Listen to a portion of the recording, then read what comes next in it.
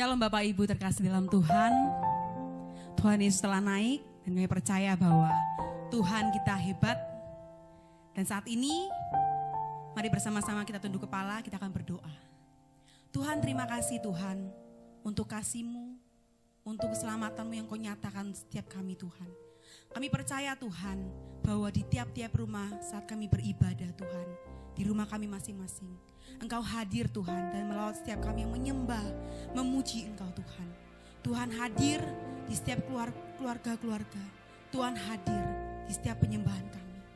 Terima kasih Tuhan, di dalam nama Tuhan Yesus kami berdoa. Amin. Mari bersama-sama kita memuji menyembah Tuhan. Haleluya. Terima kasih ya Tuhanku.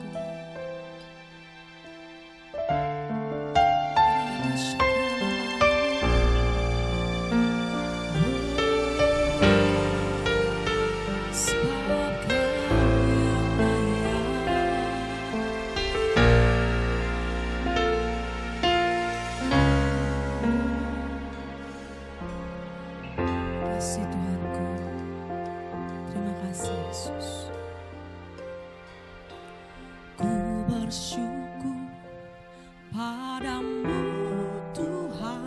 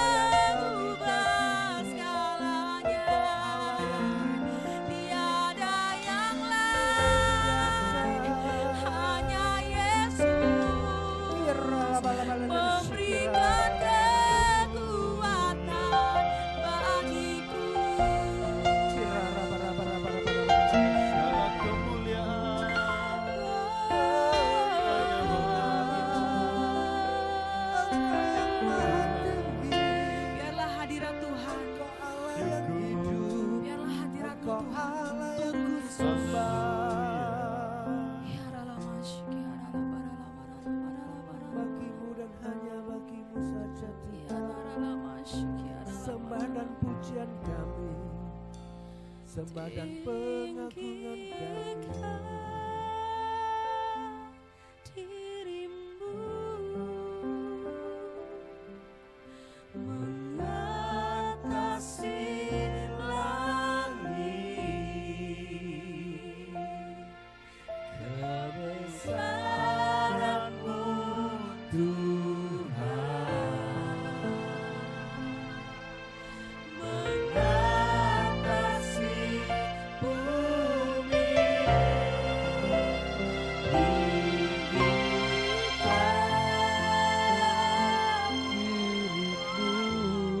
nyatakan dengan iman percaya Bapak Ibu Saudaraku, mengatasi Engkau sanggup mengatasi langit dan bumi. kemuliaan-Mu Tuhan, Mengatasi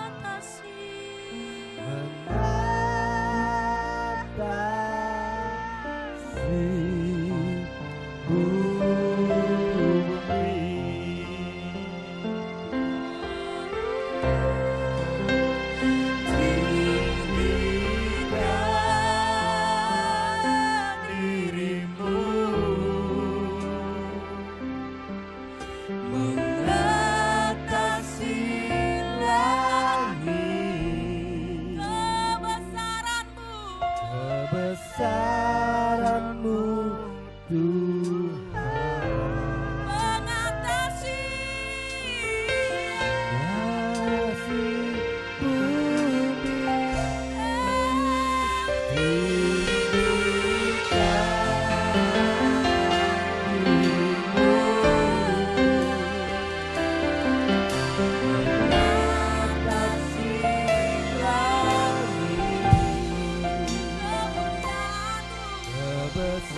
kebesaran-Mu Tuhan, mengatasi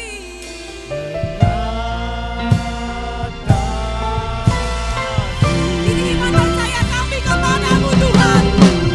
Haleluya, haleluya. Jika dirimu mengatasi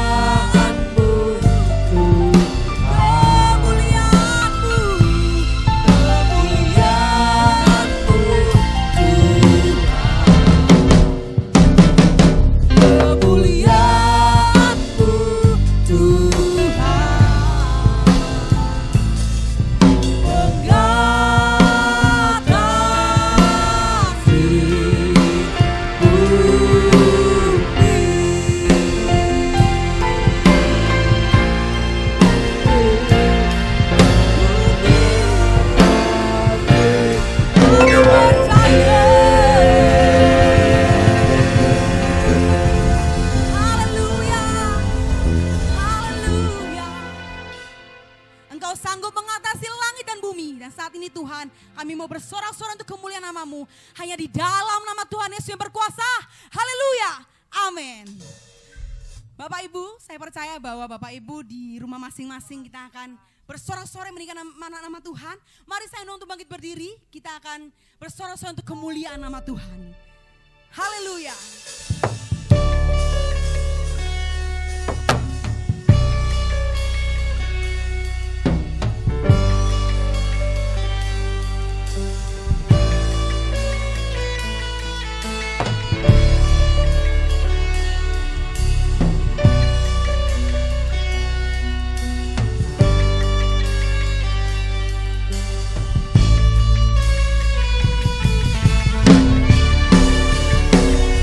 Oh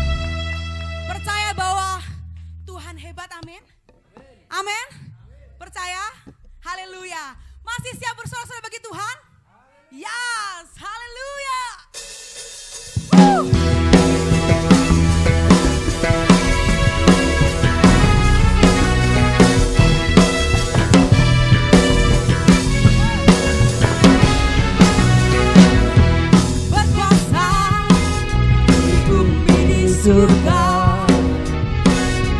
bertata dalam kemuliaan.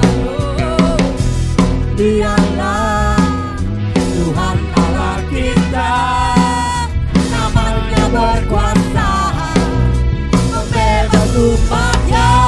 Betapa hebat, betapa kuat karya Allah kita. Dia menyayang atas semua perbuatannya. Betapa hebat, betapa kuat karya Allah kita. Dia bernama Yesus Raja segala raja, Tuhan Allah kita.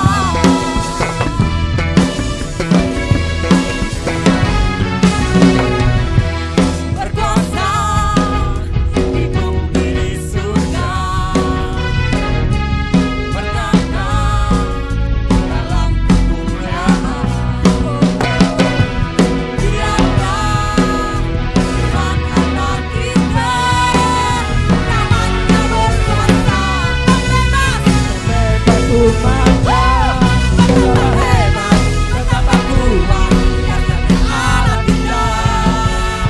Dia menyayang atas semuanya. Betapa hebat, betapa kuat karya Allah kita. Dia bernama Yesus Raja segala raja, Tuhan Allah kita. Tuhan Allah kita. Sama-sama katakan, Tuhan Allah kita. Haleluya. Tuhan Allah kita, Raja kita, Yesus Kristus. Amin. Mari kita siapkan hati kita untuk mendengarkan firman Tuhan. Tuhan, kami percaya Tuhan akan memberkati setiap kami Tuhan yang di rumah Tuhan. Untuk kami bisa mendengar dan menerima segala firman. Kami percaya Bapa, kuasa-Mu tidak terbatas ya Tuhan. Terima kasih ya Tuhan untuk keselamatan yang Kau berikan untuk setiap kami Tuhan. Terima kasih Tuhan.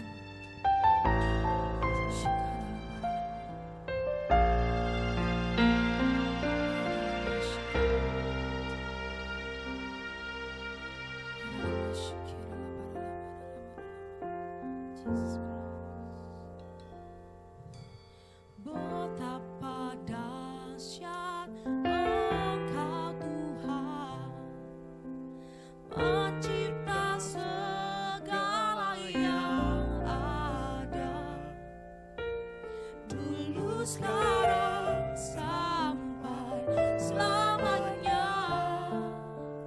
Hanya Engkau Tuhan, tak terselam di pikiranmu, tak terukur panjang setiamu, dulu sekarang sampai selamanya. Hanya Engkau Tuhan,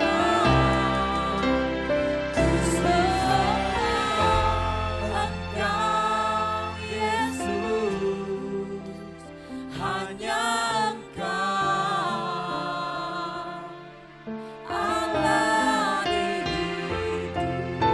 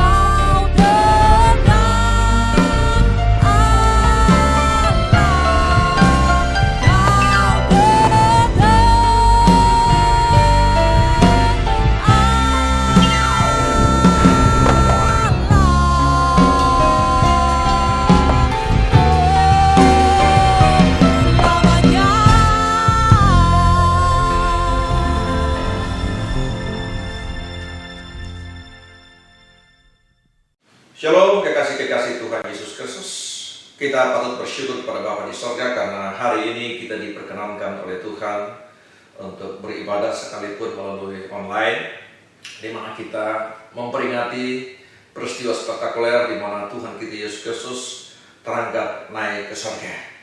Nah, firman Tuhan yang akan kita dengarkan di hari ini terambil dari Injil Lukas pasal 24 pada ayatnya yang ke-50 sampai dengan ayat yang ke-53. Beginilah firman Tuhan. Kenaikan Yesus. Lalu Yesus membawa mereka keluar kota sampai dekat Betania. Di situ ia mengangkat tangannya dan berkati mereka. Dan ketika ia sedang memberkati mereka, ia berpisah dari mereka dan terangkat ke sorga. Mereka sujud menyembah kepadanya, lalu mereka pulang ke Yerusalem dengan sangat bersukacita. Mereka senantiasa berada di dalam bait Allah dan memuliakan Allah. Tema khotbah di hari ini ialah beritakanlah Injil karena waktunya sudah dekat. Kekasih-kekasih Tuhan Yesus Kristus, ketahuilah bahwa kita sedang hidup pada bagian yang paling terakhir dari akhir zaman. Alkitab berkata bahwa pada hari-hari terakhir akan datang masa-masa yang sukar. Dan apa yang dialami secara internasional, secara global, secara regional maupun secara nasional tentang COVID-19 itulah bagian daripada apa yang dikatakan oleh Alkitab, masa-masa yang sukar di akhir zaman. Dan Alkitab juga menjelaskan bahwa kedatangan Tuhan kita Yesus Kristus pada kali yang kedua sudah di ambang pintu. Tanda-tanda yang mendukung tentang kedatangan Kristus pada kali yang kedua sesuai dengan kesaksian Alkitab itu nyata di depan mata kita. Nah, oleh karena itu sebagai gereja Tuhan yang hidup di bagian yang paling terakhir dari akhir zaman, kita harus tampil di garis terdepan untuk memberitakan Injil Yesus Kristus. Nah, kekasih-kekasih Tuhan Yesus Kristus, setelah Yesus menyelesaikan misinya di muka bumi ini, dan sebelum dia terangkat naik ke sorga, maka Injil Lukas mencatat di sana bahwa dia membawa para muridnya yang telah dipersiapkan untuk melanjutkan pemberitaan Injil ke seluruh dunia itu ke kota dekat Betania. Dan di situ ia mengangkat tangan dan memberkati murid-murid. Dan ketika ia sedang memberkati mereka, kata Alkitab, ia berpisah dari mereka dan terangkat ke surga. Suatu peristiwa yang sungguh luar biasa, di mana Yesus ketika berpisah dengan murid-muridnya, dia mengangkat kedua tangannya sembari memberkati murid-muridnya. Nah, kekasih-kekasih Tuhan Yesus Kristus, yang menjadi pertanyaan bagi kita, mengapa Yesus mengangkat kedua tangannya dan memberkati murid-muridnya? Bukankah dengan menurunkan tangannya sembari terangkat ke sorga, Yesus mengucapkan kata-kata berkat kepada murid-muridnya? Tetapi Alkitab berkata bahwa sembari mengangkat tangan dan memberkati ke murid-muridnya, Yesus terangkat naik ke sorga. Yang menjadi pertanyaan, apa gerangan yang ada di tangan Yesus? Nah, kekasih-kekasih Tuhan Yesus Kristus, Alkitab mencatat dalam Keluaran pasal yang ke-15 ayat yang ke-6 bahwa di tangan Tuhan itu ada kuasa untuk menghancurkan musuh.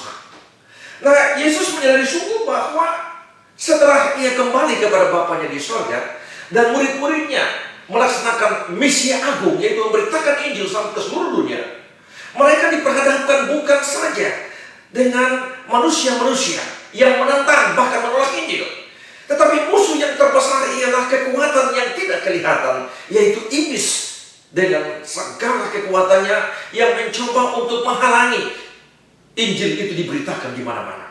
Oleh karena itu, Yesus mengangkat tangan dan memberkati murid-murid pada waktu itu. Dan sembari mengangkat tangan, ada kuasa keluar dari tangan Yesus. Kuasa untuk apa? Kuasa untuk menghancurkan musuh. Keluaran 15 ayat yang ke-6 bagian B.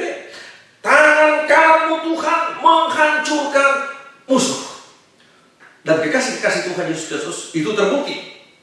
Setelah murid-murid mereka kembali ke Yerusalem, mereka menyembah Dia, mereka dalam penantian untuk penggenapan janji Tuhan, yaitu tercurahnya kuasa Roh Kudus.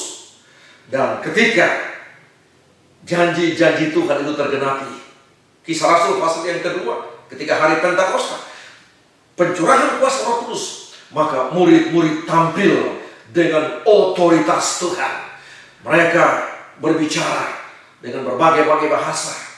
Dan kemudian Kisah Rasul pasal 3, pasal 4, Petrus tampil dan khotbah yang penuh urapan, dan 3.000 orang bertobat. Tanda-tanda heran dan ajaib pun menyertai, di mana kekuatan-kekuatan musuh dilumpuhkan dan mujizat pun terjadi. Nah, kekasih-kekasih Tuhan Yesus Kristus memberitakan Injil di zaman yang paling terakhir, di mana segala kekuatan musuh saat ini dicurahkan, sesuai dengan kesaksian Alkitab dalam Wahyu 12 ayat yang ke-12 bagian B. Celakalah kamu, hai bumi dan laut, karena iblis telah turun dalam geramnya yang dahsyat. Maka gereja harus tampil di garis terdepan untuk memberitakan Injil. Namun gereja harus diperlengkapi oleh kuasa yang datang daripada Tuhan. Untuk apa? Untuk menghancurkan musuh. Nah, kuasa itu ada di tangan Tuhan Yesus Kristus. Nah, gereja dalam memberitakan Injil agar dapat menghancurkan musuh, agar membebaskan mereka-mereka yang tertawan, maka gereja harus mengangkat tangan setiap saat. Siang dan malam gereja harus mengangkat tangan dalam pujian, dalam penyembahan, dalam pengagungan kepada Dia. Ketika gereja mengangkat tangan, maka sorga akan turun tangan dan melepaskan kuasa itu. Nah, kekasih-kekasih Tuhan Yesus Kristus, Injil itu penuh dengan kuasa ketika kita menyadari, kita memahami, kita mengerti dan bertindak. Karena Injil adalah kekuatan Allah untuk menyelamatkan setiap orang yang percaya.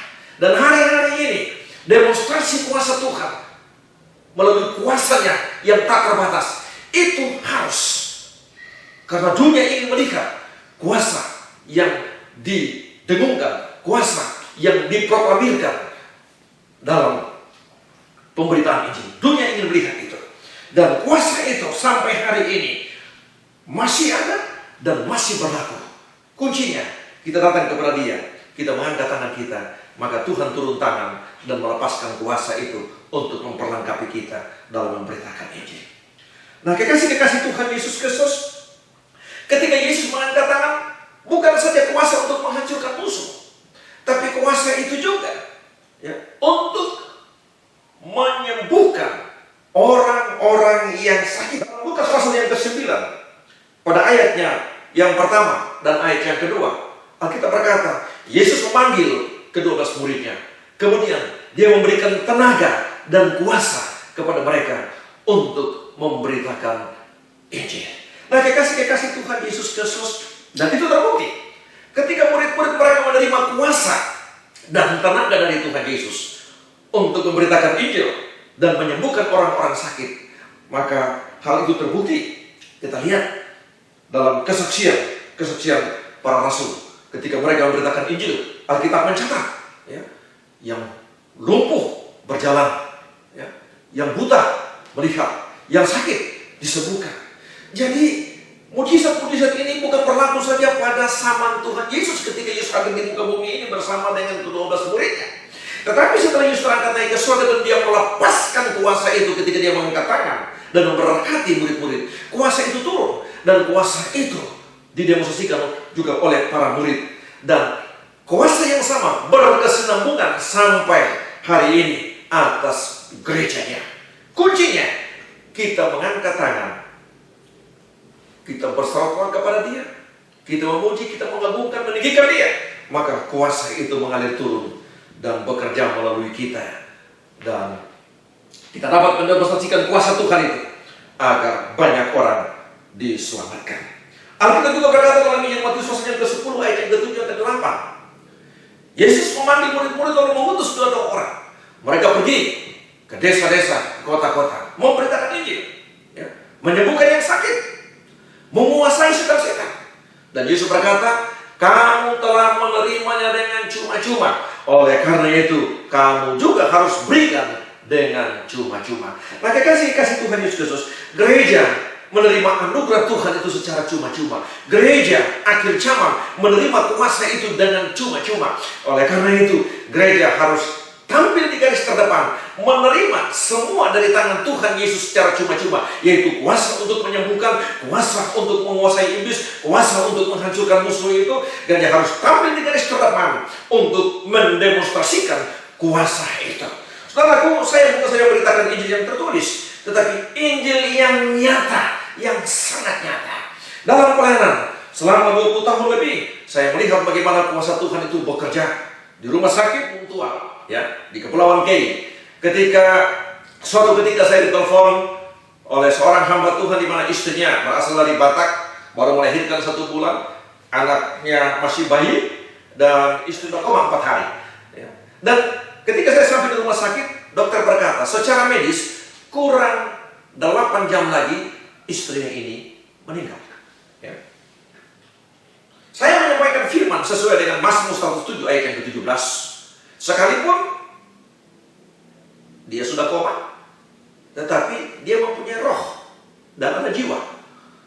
Seluruh tubuhnya tidak bisa lagi beraktivitas, tapi dia punya roh dan dia punya jiwa.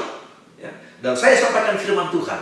Ya. Dan saya percaya firman Tuhan itu punya kuasa. Ya. Selesai saya sampaikan firman Tuhan, saya mendoakannya. Kemudian saya pulang ke rumah. 2 jam sesudah itu, suaminya telepon dan berterima kasih kepada saya. Karena 4 hari sudah koma. Dia bangkit dan dia minta minum air. Dan hebohlah seluruh rumah sakit, termasuk dokter yang menyampaikan kepada saya. Dokter Anas sekarang sudah bertugas di Papua. Yang terheran-heran dan terkagum-kagum. Karena secara medis, kurang 8 jam lagi dia meninggal. Ya. Nah, saudara dikasih Tuhan, dokter dunia berkata, kurang 8 jam meninggal. Tapi ketika dokter sorga turun tangan, maka sebelum 8 jam, hanya butuh 2 jam setelah saya berdoa, ya, kuasa Tuhan pun bekerja. Dan istri hamba Tuhan ini hidup sampai hari ini. Saya katakan kepada suaminya, jangan Anda berterima kasih kepada saya cuma alat di tangan Tuhan. Berterima kasihlah kepada Yesus Kristus Tuhan, sumber mujizat, sumber kuasa itu, yang telah melepaskan kuasa itu kepada saya. Nah, kekasih-kasih Tuhan Yesus Kristus, kuasa yang sama untuk menghancurkan musuh, untuk menguasai musuh sesuai dengan Matius 10 ayat yang ke-78, untuk menyembuhkan orang-orang sakit, itu bukan saya diberikan kepada saya, tapi diberikan kepada setiap pemercaya di akhir zaman ini. Kita harus tampil di garis terdepan. Kita harus percaya bahwa Injil itu adalah kekuatan Allah yang sanggup untuk melakukan segala perkara. Kita mengimanilah, kita bertindak, kita maju, dan Tuhan akan bekerja ketika kita bertindak dengan iman, ketika kita memberitakan Injil.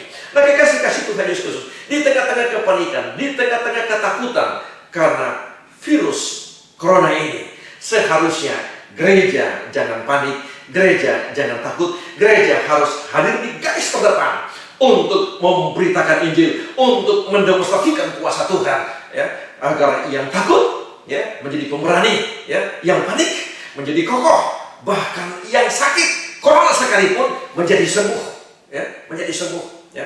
Kami memuji Tuhan karena sampai hari ini dan tidak akan, dan untuk seterusnya tidak akan ada corona di Kabupaten Maluku Tenggara dan Kota Tual, ya. Mengapa? Karena saya percaya, ya, dengan doa-doa yang dinaikkan, ya, Tuhan akan bekerja.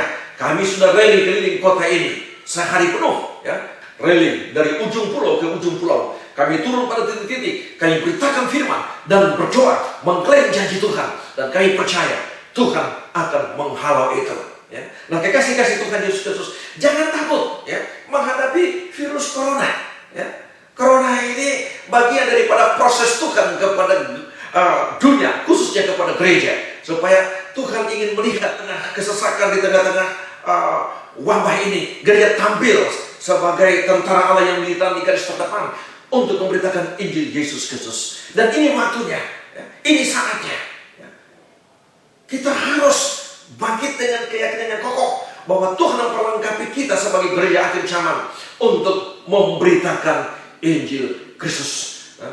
Kekasih-kasih Tuhan Yesus Kristus, siap atau tidak, ya, Kristus akan segera kembali. Nah, oleh karena itu Tuhan izinkan corona ini terjadi supaya kita semakin berani, kita semakin kokoh, kita semakin teguh, dan tampil di garis terdepan untuk memberitakan Injil. Oleh karena itu, inilah saatnya. Bangunlah mesbah keluarga dengan nyanyian pengagungan, dengan doa-doa. Karena kita bisa pergi memberitakan Injil dalam 3 hal. Kita bisa pergi secara langsung, ya. Kita bisa pergi melalui doa kita, dan ketiga, kita bisa pergi melalui persembahan kita. Memang saat ini, ya, dibutuhkan orang-orang yang pemberani untuk pergi secara langsung, bertemu man to man, ya, orang per orang untuk memberitakan Injil itu. Ya. Karena kita tidak bisa tinggal saja di kemah-kemah kediaman kita. Ya. Memang di Surabaya, sudah zona merah sehingga tidak bisa. Ya. Tapi di tempat kami masih zona hijau. Jadi kami masih leluasa untuk berdoa, untuk beribadah, untuk memberitakan Injil Kristus. Dan ini waktunya. Oleh karena sebagai kasih Tuhan, mari Yesus mengangkat tangan dan memberkati murid-muridnya. Artinya dia melepaskan kuasa untuk menghancurkan musuh, kuasa untuk menguasai musuh, dan kuasa untuk menyembuhkan orang-orang sakit. Hari ini ketika Yesus mengangkat tangan, angkatlah kedua tanganmu dan terimalah berkat itu. Saya percaya semua diberkati oleh firman Tuhan yang disampaikan oleh Pastor Roy Retraubun. Tuhan Yesus memberkati Bapak Ibu semua yang ada di rumah. Tetap semangat, kami percaya bahwa Tuhan adalah Tuhan yang besar. Amin. Mari bersama-sama kita akhiri ibadah kita dengan penuh sukacita dan ucapan syukur.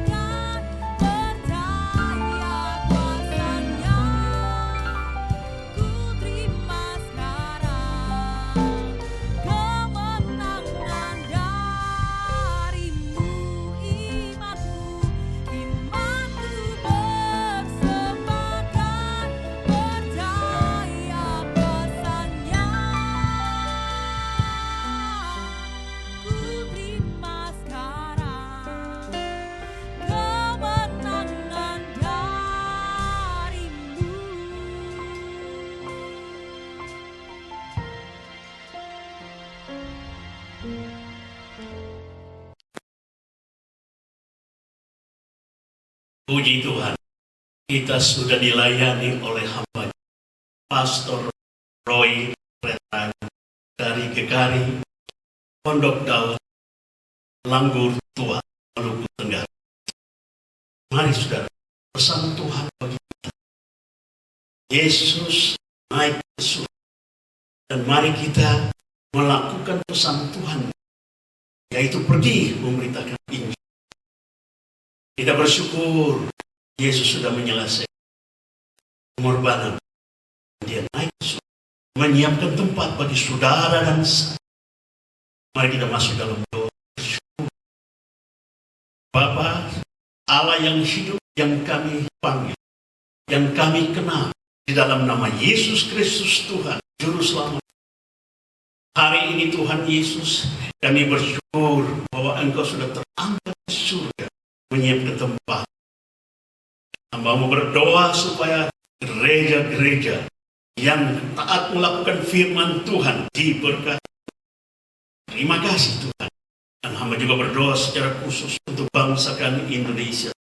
Tuhan memberkati negara kami ini dari serangan virus corona, juga di kota Surabaya dan di mana-mana tinggal di Surabaya, termasuk gereja kami dari Anggur Baru, umat Tuhan dalam perlindungan Tuhan. Saya berdoa Tuhan, pelihara umat, dan jadikanlah kami di tengah-tengah situasi ini, kami memberitakan Injil Kerajaan. Terima kasih. Saudaraku yang berada di rumah, angkatlah tangan dan terimalah berkat dari Allah Bapa, kasih dari Yesus Kristus Tuhan, dan kuasa Roh Kudus memberkati saudara hari ini sampai dia naik ke surga, akan datang berkati saudara dalam nama Bapa, Anak, dan Roh Kudus. Semua yang percaya bersama saya berkata, amin.